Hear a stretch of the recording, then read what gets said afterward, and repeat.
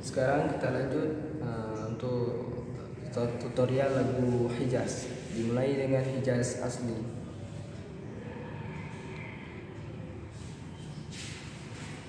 وَالْأَرْضَ وَضَعَهَا لِلْأَنَامِ فِيهَا فَاكِهَةٌ وَالنَّخْلُ ذَاتُ الْأَكْمَامِ.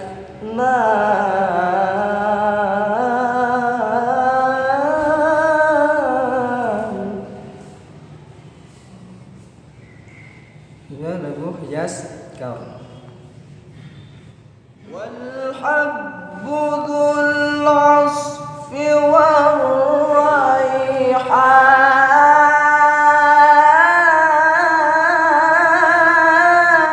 وَالْحَبُّ ذُو الْعَصْفِ وَالرَّيْحَانُ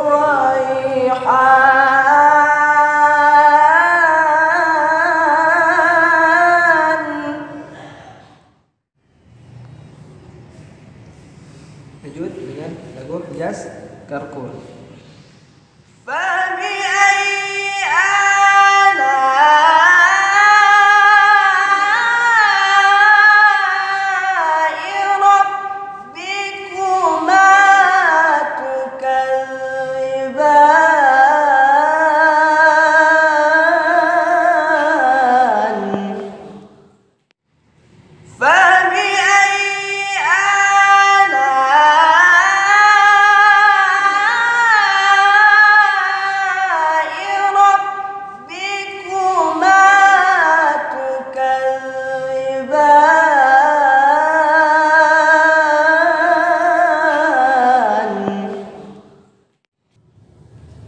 Baik, jadi pada tingkatan lagu Hijaz itu ada 3 tingkatan. Yang pertama lagu Hijaz asli, kemudian yang kedua Hijaz Kaur, dan yang terakhir adalah Hijaz Karkur.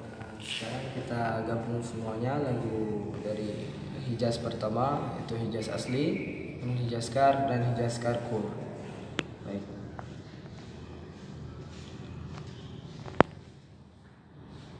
وَالْأَرْضَ وَضَعَهَا لِلْأَنَامِ فِيهَا فَاكِهَةٌ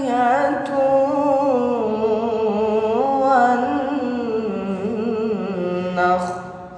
ذَاتُ الْأَكْمَامِ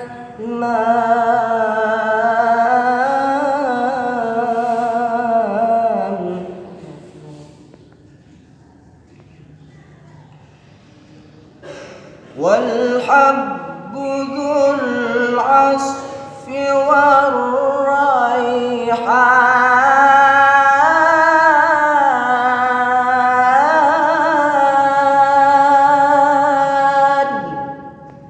الله.